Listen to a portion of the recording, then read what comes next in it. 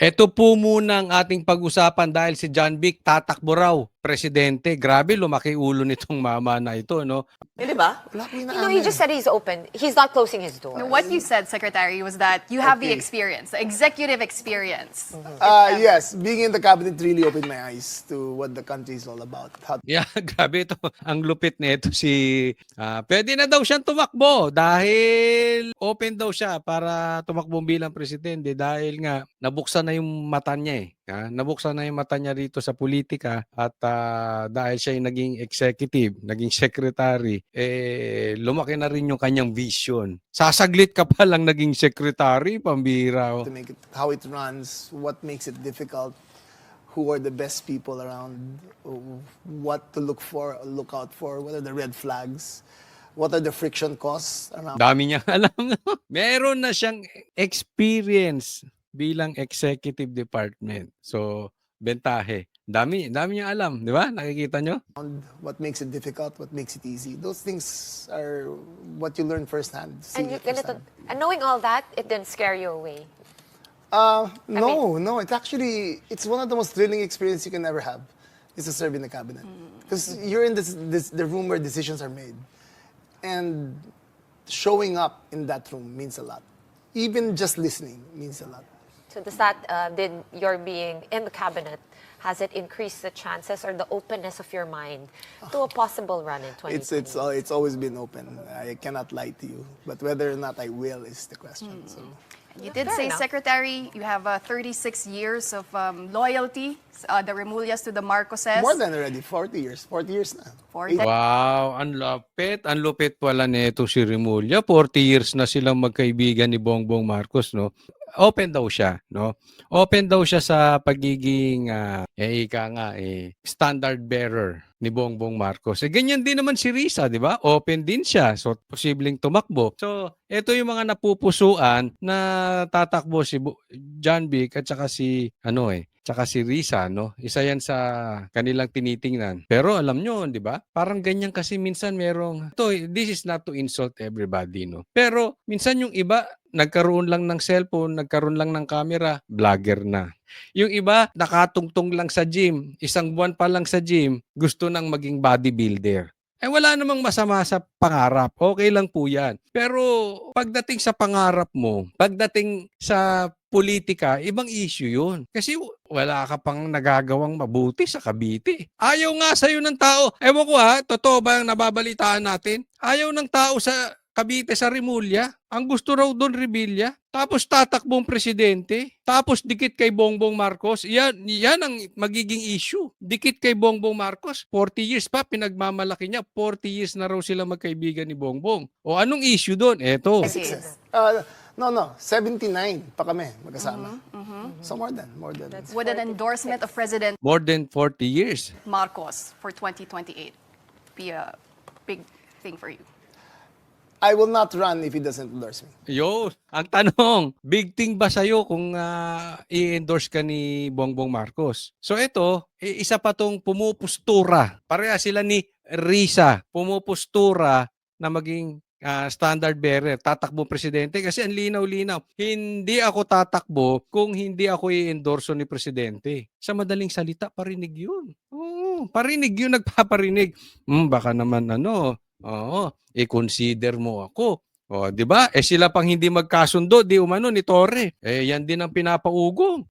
Alam mo, kakaisip nila ng kakaisip. Baka mamaya, pati si FLM, patakbuhin na nila. Si Tito Soto, o baka mamaya si Joey, si Bigso. Hindi ko na alam kung sino pa gusto nilang patakbuhin presidente, si Vice Ganda. Lahat pagsamasamahin nyo na para kalabanin si Sara. Hilong-hilo na po sila. Hindi na nila malaman ng gagawin. Ang lupit talaga ng pagkakataon ngayon. Grabe.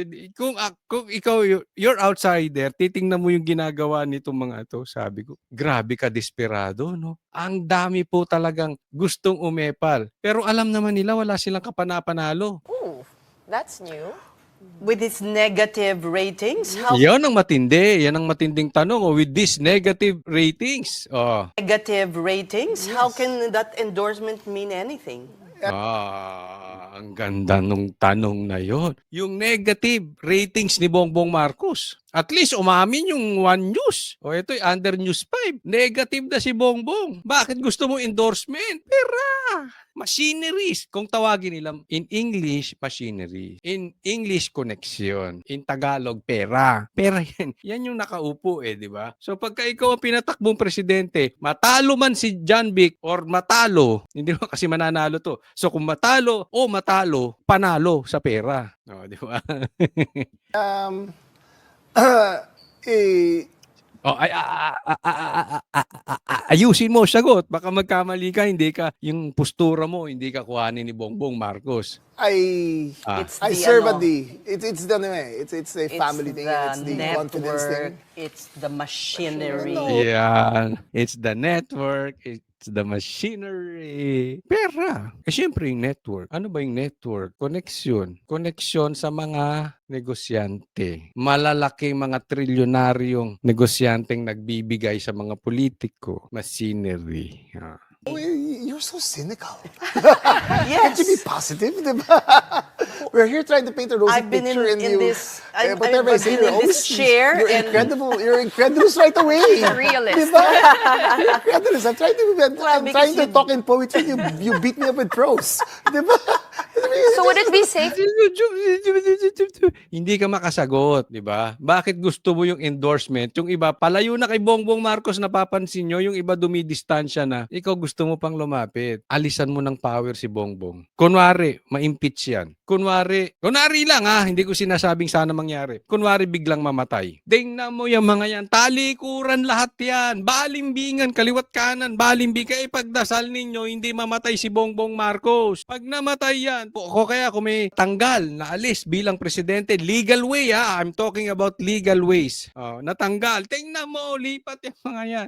Tingnan ko kung gusto pa nilang idikit yung pangalan nila kay Bongbong Marcos. Mga oportunista rin ako itanong ko, John Vic, ganun ka ba? Ganun ka ba, John Vic? Tayo naman nagtatanong lang. Pero magkakasubukan dahil ang mga politiko, traidor. Baka nga may trinaidor tong Hindi nyo ba trinaidor ang Rebilla? Ako tatanong lang. Hindi nyo ba trinaidor ang Rebilla? To say that if That you was get poetry. so if you get the BBM's No, endorsement, let's not go there. Let's not it'll go there. Kita mo? Hindi niya kaya. Ayaw niya yung topic. increase your Let's not go there. Speculative good, na. Sige. Good work will always Baka sell wala na itself. natin si Secretary Good kasi luck. baka Ay nako. So eto yung mga klase ng mga sekretary.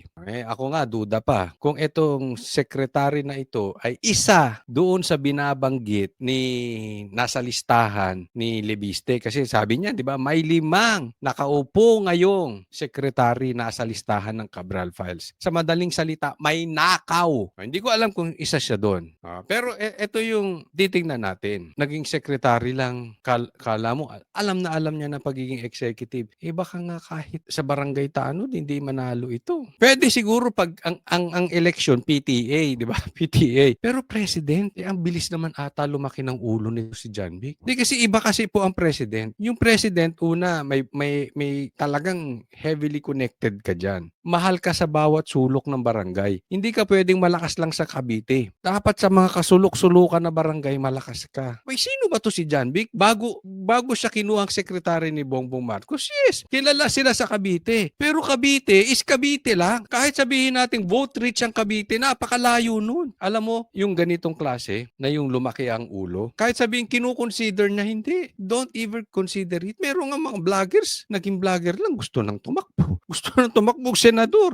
Pambira, wala pang ang 1 million yung subscribers mo. Yung ba, alam mo, grabe ang pagiging sakim sa pera, kapangyarihan. Nabubulag ka Hindi mo na nakikita, ano ba talaga yung kalagayan ko?